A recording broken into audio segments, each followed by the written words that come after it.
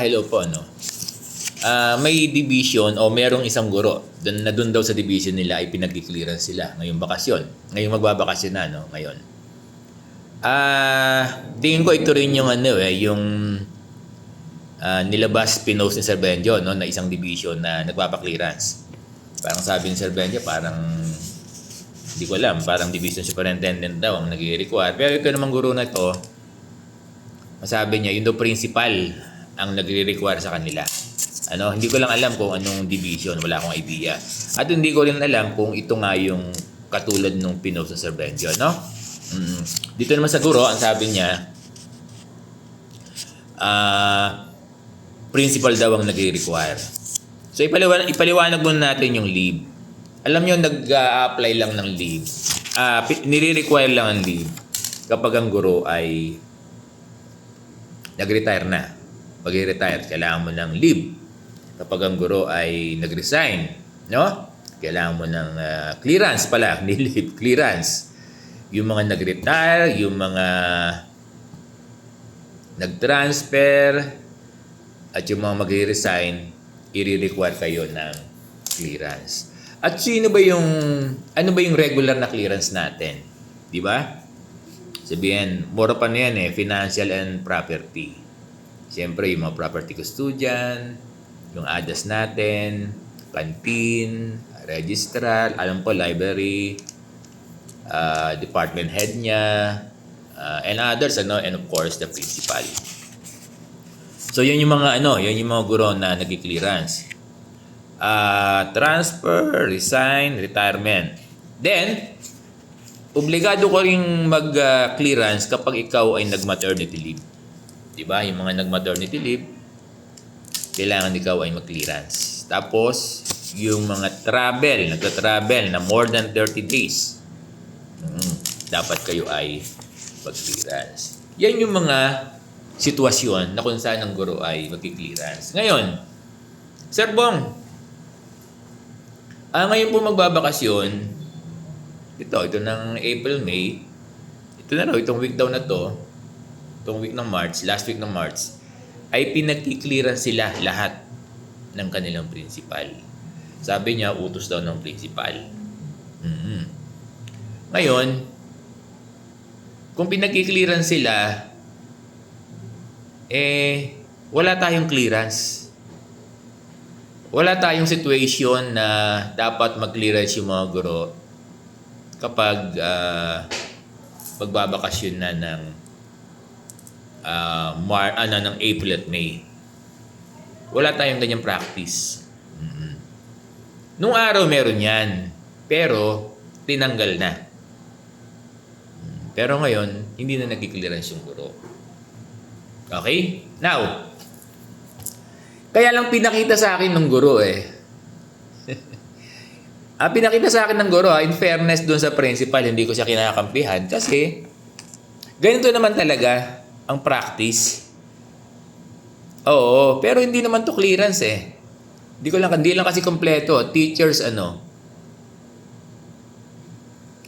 kasi kino-comply talaga to Di ba bago kayong dear teachers, in fairness sa principal, ganito din naman ang practice sa lahat. Kasi tinignan ko, hindi naman to yung regular na clearance na katulad ng binabanggit natin. Katulad nung nag-resign, nag-transfer, di ba? Nag-retire, maternity leave, so and so forth. Hindi naman ganito yung kanilang, hindi naman to clearance sa katulad noon. Iba to At ito, yung pinasasubmit sa inyo, talagang sinasubmit to bago kayo magbakasyon. Di ba? Yung mga unclaimed na card. Di ba? Unclaimed na card, SF9, SF10, yan. Di ba? O yung mga Form 137, di ba? Ibinabalik yan yung mga form sa reading, ibinabalik yan sa registrar ng mga advisor. Pero yung mga hindi advisor, hindi na kayo dapat magsoli niyan. Kaya lang, nangyari dito, meron sila mga checklist. Pero kung hindi ka naman advisor, wala kang problema doon sa number 1. Pero ito talaga isosoli mo, hindi mo na inuwi ng bahay yung mga unclaimed card, tsaka yung mga Form 137. In other forms, oh. In other forms, talagang ano to, talagang ibinibigay ito, talagang ina-accomplish nyo. Di ba?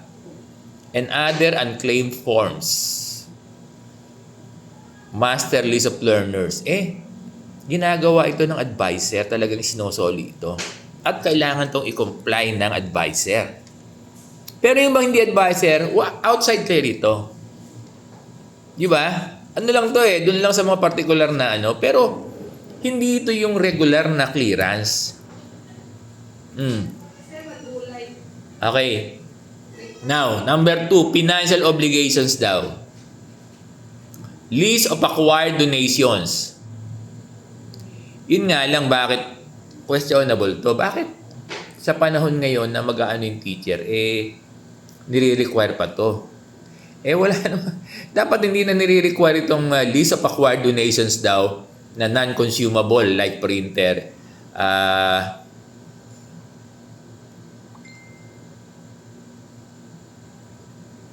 Ililista. Pinapalista lang naman kung meron, ano? Wala namang problema kung pinapalista kung meron. Wala namang siguro kung masama. Kung wala namang nag-donate sa'yo, di huwag kang maglagay, huwag kang magbigay. Kaya lang, ang siguro nababad trip yung mga teacher kasi sa corresponding may pipirma pa. Ano?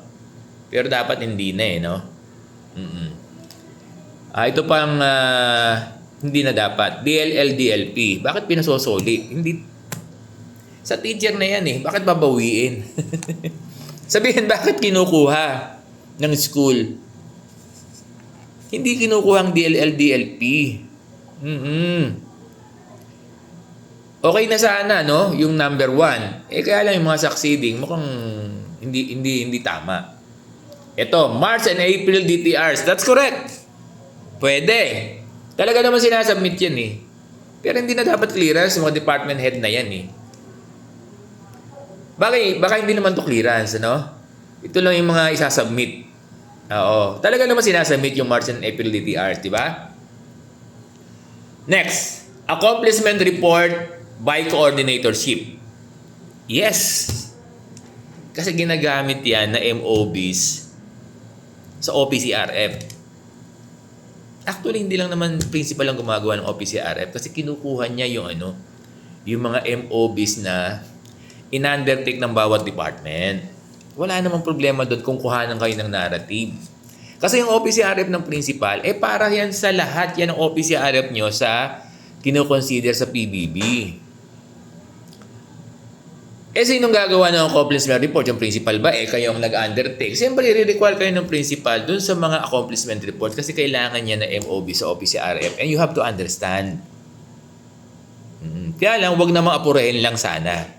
Wag lang apurahin. Ang problema dito kasi, inaapura ng principal para sure na bago kayo yun ang mali kasi inaapura ng principal na bago kayo mag-leave dapat tapos. Dapat hindi pa naman gawaan ng ng OPCRF, magme-memo pa masyadong excited yung principal at kinukuhanan na kayo. Dapat ayaan mo muna kahit sa bakasyon nyo na kahit sa May na. Tapos, MPS report. Yes, pero may isang department na hindi naman lahat ng guro gumagawa nito Dito katulad nito, meron tayong assigned yung ating testing coordinator, mga math. May mga assign na rito. Yun, hindi na to sa lahat ng teacher. Kaya lang ito, naging OA. Di ba?